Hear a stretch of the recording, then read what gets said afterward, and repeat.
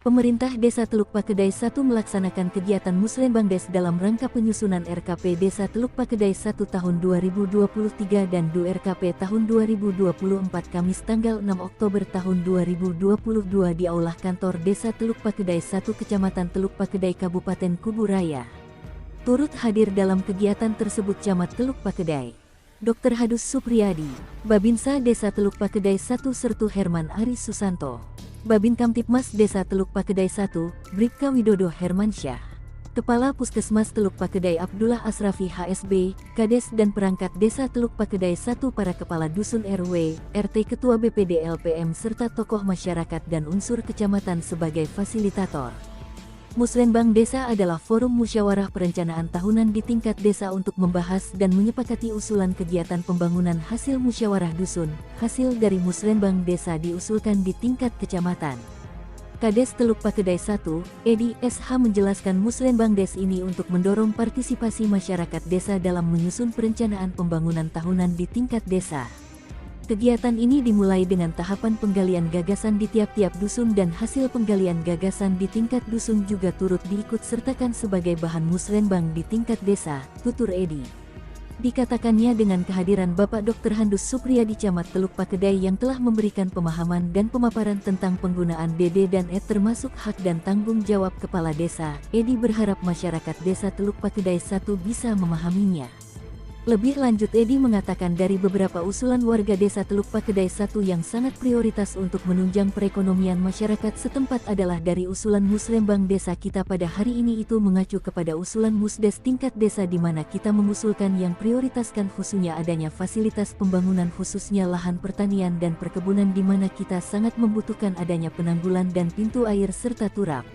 Edi menambahkan dan yang tak kalah pentingnya lagi adalah pembangunan postu yang mana kondisinya saat ini sudah sangat memprihatinkan.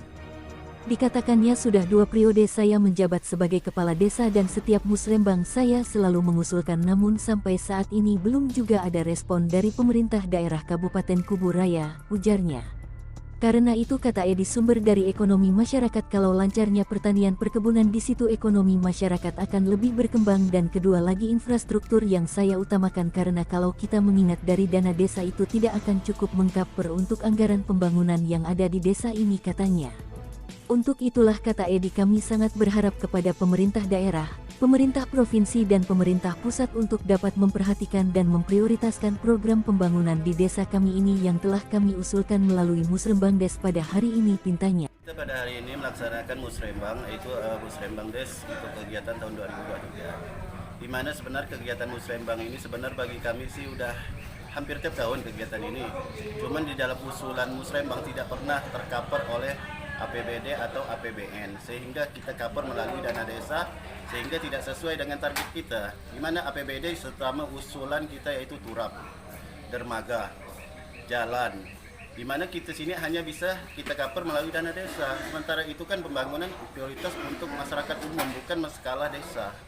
Nah, sementara sekarang ini ya terpaksa kita harus menganggarkan dana desa yang dimana kalau kita anggarkan dalam APBD itu kan mungkin sekitar 500 meter panjang jalan, lebarnya 2 meter, ketebalan 10-12 cm sehingga dengan dana desa kita yang sudah terpangkas oleh BLT kita hanya bisa mengcover yaitu sekitar 100 meter jadi perlu 3 tahun atau 4 tahun bisa-bisa 1 periode kepala desa untuk selesai pembangunan sementara yang kita ajukan mengharapkan dana APBD kalau selesai itu 1 tahun bisa selesai itu kendala kita sementara ini. Untuk pertanian kita untuk sementara ini kita masih seperti kemarin yang dimana di sini kita belum ada peningkatan yang gratis lah untuk masyarakat sehingga masyarakat masih bekerja seperti biasa yang manual menggunakan pengalaman tidak ada pembinaan yang terlalu rutin lah ke masyarakat sehingga masyarakat menggunakan ala kadarnya. Harapan saya pertanian kalau bisa kita dari pihak desa dikomunikasikan dalam segala bantuan, dalam segala hal baik pembinaan sehingga kita dari desa siap sehingga masyarakat kita tidaklah berpindah-pindah untuk melakukan penanaman terutama penanaman padi. Baiklah, Assalamualaikum warahmatullahi wabarakatuh.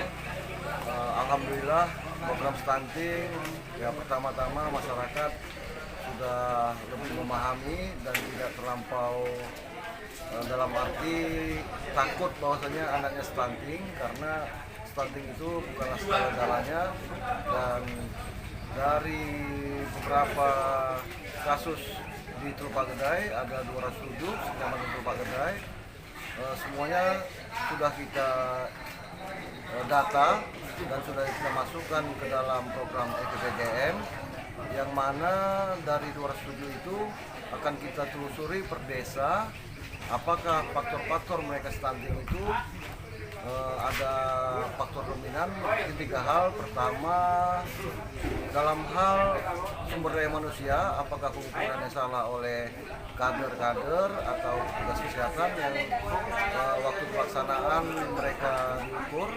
Yang kedua, apakah alatnya tadi itu bermasalah, alat penimbangannya. Dan yang ketiga, apakah ada infeksi di dalam tubuh si balita. Jadi untuk ketiga hal itu sudah kita petakan dalam hal dan sudah kita koordinasikan juga ke dinas kesehatan serta ke desa tentang permasalahan-permasalahan tiga tadi. Tetapi yang untuk infeksi yang ada di dalam tubuh, kita akan melakukan kontrol atau kunjungan rumah di kegiatan salju, program Selasa Jumat Terpadu, yang mana tadi kita akan mendatangi si balita yang stunting tadi, dan kita akan intervensi sampai mereka mendapatkan pengetahuan atau perubahan-perubahan menuju ke arah gizi yang lebih baik. Untuk sementara ini juga ada program pemerintah yang sudah lebih terpadu, yaitu Kepung Bakul, di mana semua SKPD baik di kabupaten atau kecamatan sudah melakukan kegiatan Kepung Bakul.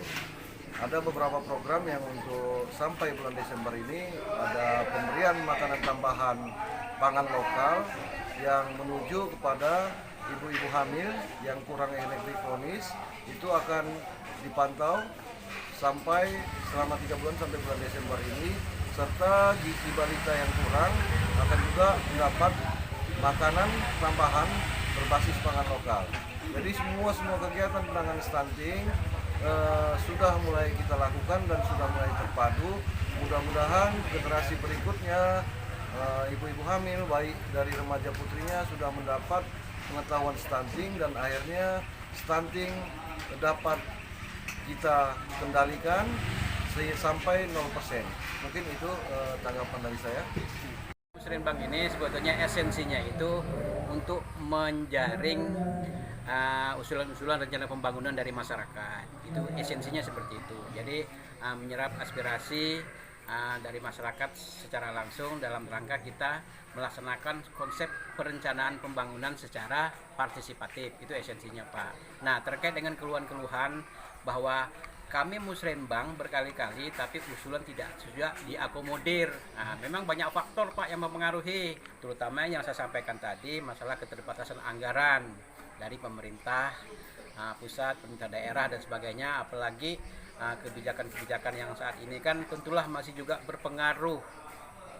dipengaruhi oleh kondisi COVID-19 dan belum stabilnya perekonomian secara nasional, otomatis berdampak pula pada kemampuan keuangan daerah untuk saat ini. Itu masalahnya seperti itu.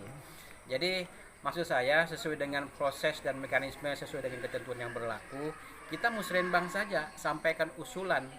Tentulah kalau memang ada anggarannya, pemerintah daerah itu akan mengakomodir usulan-usulan kita itu. Jadi begitu, Pak. Kalimantan Barat Media Kalbar mengabarkan.